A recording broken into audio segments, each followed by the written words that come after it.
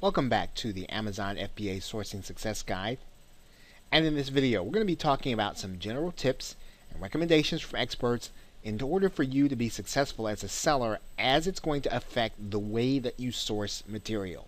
Now, you should expect to invest $500 minimum in your initial inventory.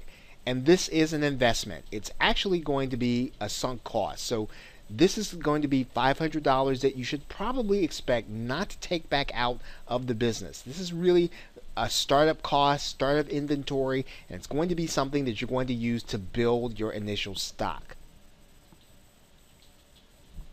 Now, this $500 that you should be putting into your inventory should not include the supplies and other accessories that you're going to need to run your business. Again, we're talking about inventory only. In order to scale up probably to the level where you're going to be able to be extremely profitable, you're going to want to see a significant income, you are going to, again, want to see that $500 to be something that you put into the business, and then that's going to be it.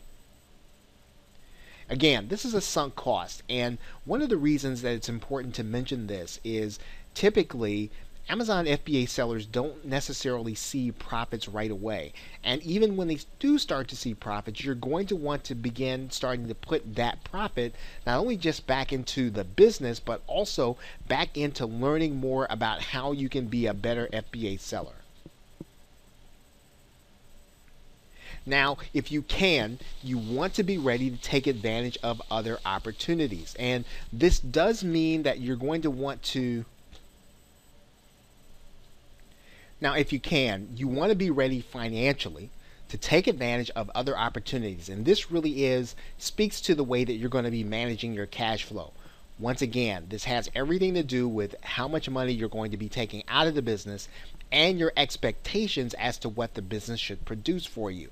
So again, you should consider the first 3 months, first 4 months, as well as the first $500 as an investment, and not look to take it back out, because you want to have considerable funds in order to take advantage of big opportunities that will help you to be able to sell more and scale fast.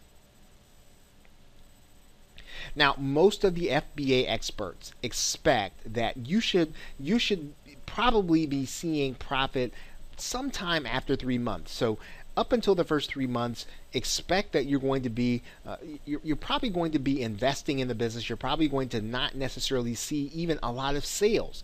Typically takes about 3 months before sellers start to see some results. Once you start to see those profits, you should then begin to start taking some of them in order to spend on yourself. So again, after 3 or 4 months, that's when you should start looking at, well, what's profitable? What is it that you're going to not have to put back into the business? And then you should take some and actually use it as if you were going to have it to spend. FBA vendors tend to track their expenses in a separate checking account, and you want to do the same thing. Again, this helps you to segregate your funds, and it helps you at tax time to be able to negotiate all of the different databases you're going to be working with in order to start figuring out what it is that you'll have to pay, what it is that you'll need to do tax planning for the next year in your FBA business. Now, one thing that FBA sellers do that doesn't necessarily come naturally, and it isn't necessarily even intuitive, is that you want to keep track not only of your overall profit, but you should also be keeping track of the profit that you're making on individual purchases. And there are software packages that will help you to do that. In fact, that some of them will help you to download the information from Amazon FBA, and you'll be able then to keep track of what it is that you're making on each item. This is vital, because then it'll help you to make good decisions about what it is that you're going to be buying in the future. And it goes without saying that you'll want to definitely keep a track from the very beginning of your individual expenses, like mileage. All of those things are going to really help you as you start to look to minimize your overall income when you get ready to pay taxes. One thing that lots of FBA sellers do is to involve their family and significant others instead of outsourcing and hiring out everything. This will help you to minimize costs when you're starting up the business and then focus on areas of selling and marketing. So in some cases, you may not have family or significant others available that can help you in the business, but when you can, consider involving them. Consider asking them to be a part of what it is that you're trying to do so that you can begin to scale quickly. Now, one thing that you'll want to keep in mind as you start to look at what it is that you're going to be buying, you want to keep ease of shipping in mind. In other words, when you buy an item, or even if you find one online, is it going to be easy for you to package and ship?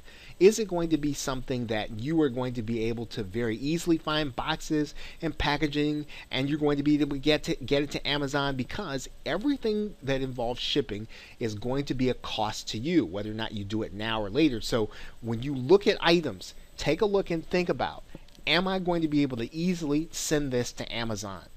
You want to minimize any complications in the sale.